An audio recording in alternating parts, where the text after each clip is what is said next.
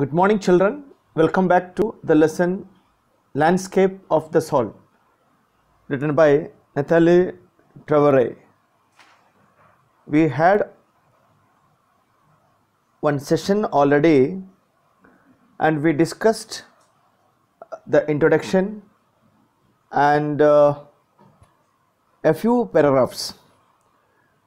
The lesson begins with the painting of Wu Daozi that he painted at the palace of King Xuanzong, the Emperor Xuanzong, and when the painter was discussing about it,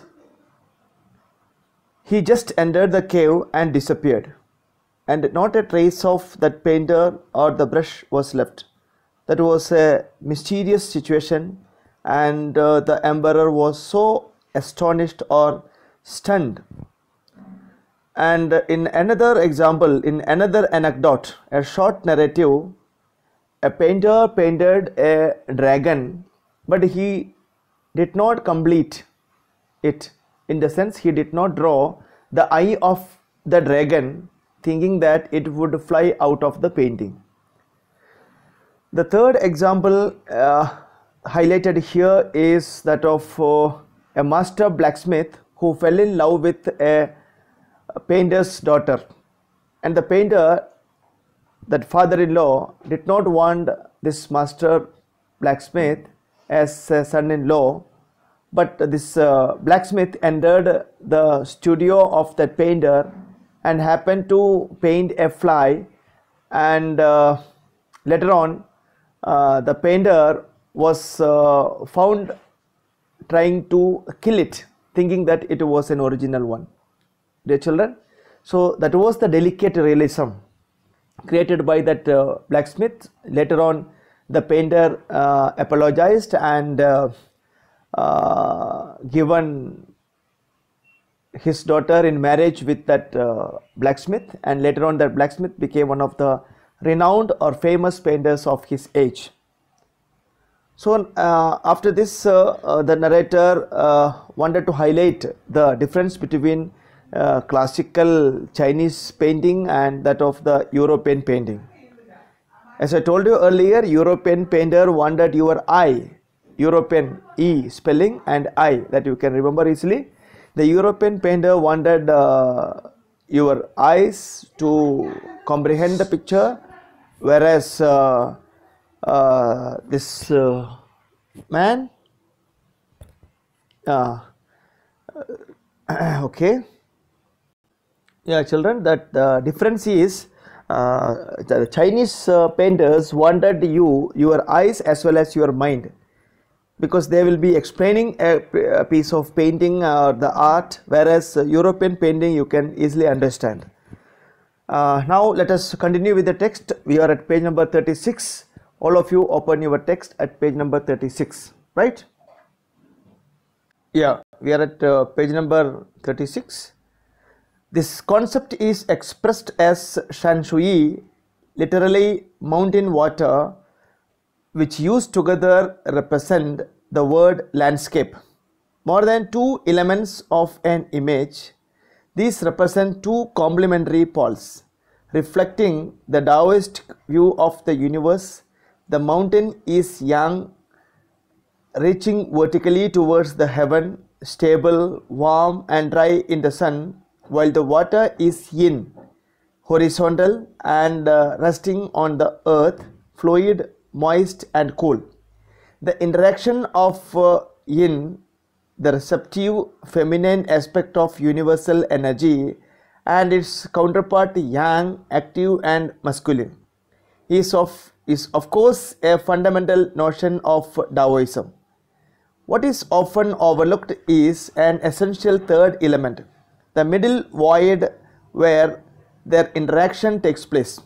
This can be compared with the yogic practice of pranayama, breathe in, retain and breathe out.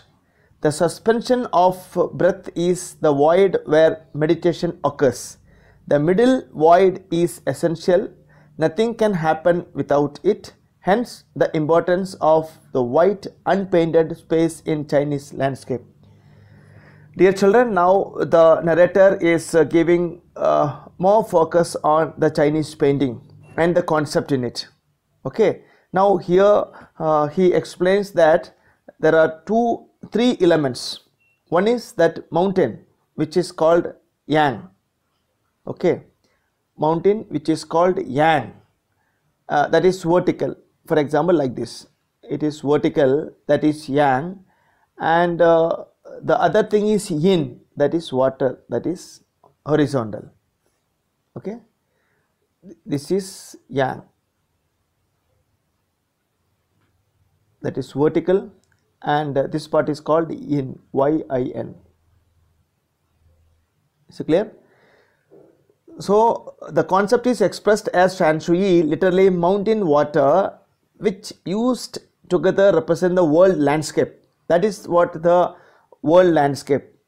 I told you what a landscape is, the appearance of an area of land. So the entire world is represented in the form of that mountain, that is Yang, and the lower part, that is water spreading horizontal, right? Reaching then more than two elements of an image, these represent two complementary poles reflecting the Taoistic view of the universe. The mountain is Yang, reaching vertically towards heaven. Okay, that is heaven, Yang and heaven. Okay, heaven, and stable, that is stable, warm and dry in the sun. Okay, very clear and warm, stable. While the water is Yin, water means down, that is earth, down, water is there, that is earth. Okay, that is earth, down, it is earth. What is then? It is fluid, moist, cold, just opposite of heaven. Heaven is dry, stable, and sunlight is there, but here down, fluid, moist and cold. The interaction of Yin, the receptive feminine aspect, and this is feminine again. Okay, so Yin is this water, then earth, it is feminine again, feminine. Feminine means feminine. Feminine, okay, means female part, and male part which is masculine, that is masculine is that Yang. Yang is masculine, and this what you call water is feminine, the feminine aspect of universal energy, and it is counterpart Yang, active and masculine. Okay, clear? Masculine is of course a fundamental notion of Taoism. This is what is the fundamental notion of Taoism. What is often overlooked? Now in between this this pole, up pole and this vertical, in between this part is void. You know, void means empty. Void means empty. This empty part, what is often overlooked is an essential third element, the middle void, the middle part. The middle void is empty. This can be compared to that of pranayama, where we suspend the breath, taking the breath in and leaving the breath out. That means breathe in and breathe out. So when we retain it, the suspension, that is called the meditation, the middle part, the void. Okay, that is very essential. Nothing can happen without it, hence the importance of the white landscape space in Chinese painting. So generally that area is painted as the sky, the white part. This is what is the explanation of a Chinese painting, right? Is it clear for all? So what are the things that you have to remember? Yang, that is for heaven, that is mountain, and Yin, that is water, that is earth, feminine. Yang is the vertical one is masculine, and the middle part, that is called the void place. What I said, that where the meditation occurs. Now the next paragraph. This is also where man finds a fundamental role in that space between heaven and earth. It becomes the conduit of, okay, channel. You can write down, conduit means channel, the conduit of communication between both poles of the universe. His presence is essential, even if it is only suggested. Far from being lost or oppressed by the lofty peaks, he is, in Francois Cheng's wonderful expression, the eye of the landscape. The middle part, that is called the eye of the landscape. So this is what the chapter about. Now we have learnt about the concept of Chinese painting, yang, yin, and the void place, and that is the conduit. That middle place is the conduit of communication between both poles of the universe. Okay, now dear children, now we will go with the other part of the story, that is all about outside art. The narrator is throwing light on the outside art. Okay, now that is the second part of the story. Yeah, now getting inside outsider art. Getting inside, how we can get into the outsider art, and what do you mean by outsider art, that also we will learn now.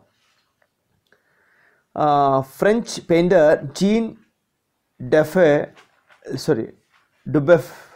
mooted the concept. What is mooted? Debated. You can write down. Mooted here means debated.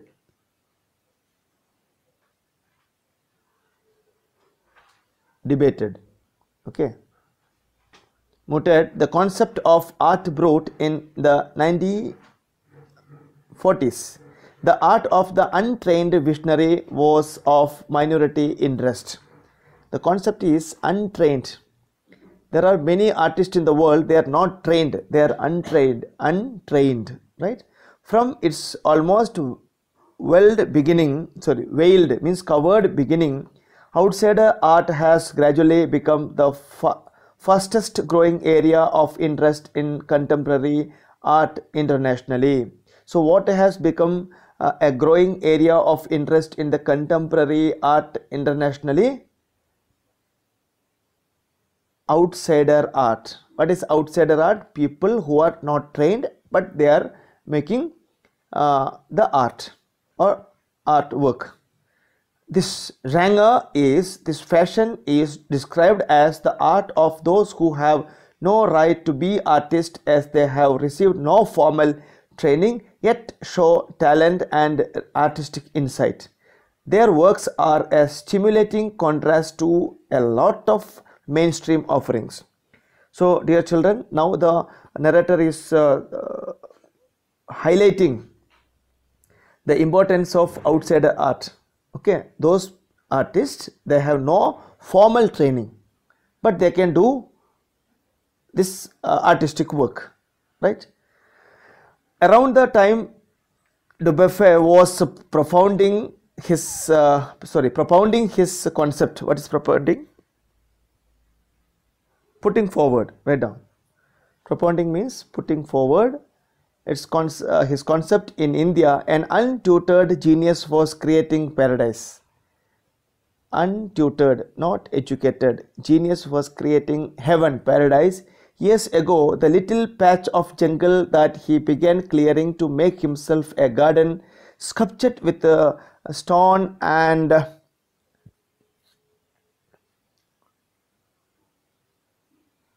recycled materials, is known to the world today as Rock Garden at Chandigarh. So as and when you go Chandigarh, please make sure that you visit that garden. What garden is called? Rock Garden. I visited in the year 2002. Okay, that is all made out of recycled items, material, bangles, pieces of tiles, and he made a garden out of this stone. You can see the picture here is one of the pictures. There are many such scenery he created, many such images he created. So this is one among them that is given in the text. Okay, so what is it? Whether he is trained? No. Then what is his interest? His interest is to create a garden by himself. He did not make use of any other outside influence. He himself cleared that piece of jungle and made a garden there in Chandigarh. Okay, now it is very famous, world famous. Now what is the name of that garden? Rock Garden. Where? At Chandigarh. It is 80-year-old creator director Nekhchand. What is the name of that artist? Nekhchand. Okay, Nekhchand is the name of that person. Now he may be no more, I think. That time itself he was some very old person. It is 80 years old creator director Nekhchand is now hailed as India's biggest contributor to the outsider art. The 15th issue, spring 2005, of Raw Vision, a UK-based magazine, pioneer in outsider art publication, features Nekhchand and his rock garden sculpture Woman by the Waterfall on its anniversary issue's cover. That is why this photo is taken. Woman by the waterfall. They are carrying water, okay, or by the waterfall, these women are watching the waterfall. The notion of art brut or raw art. What is the meaning of art brut? Raw art. It's not final. It is not complete. You can see the figures here. It is not giving any complete look, but it gives a rough look or a raw look. That were in their raw state as regards cultural and artistic influences, anything and everything from a tin to a sink to a broken down car could be material for a work of art, something Nekhchand has taken to dizzying heights. Okay, so what are the materials that he used to make his garden? Anything from a tin to a sink to a broken down car. Whatever waste materials are there in the world, that he made use of in order to make this garden. Recognizing his art as an outstanding testimony. Outstanding means extraordinary. I can write down. Outstanding here stands for extraordinary.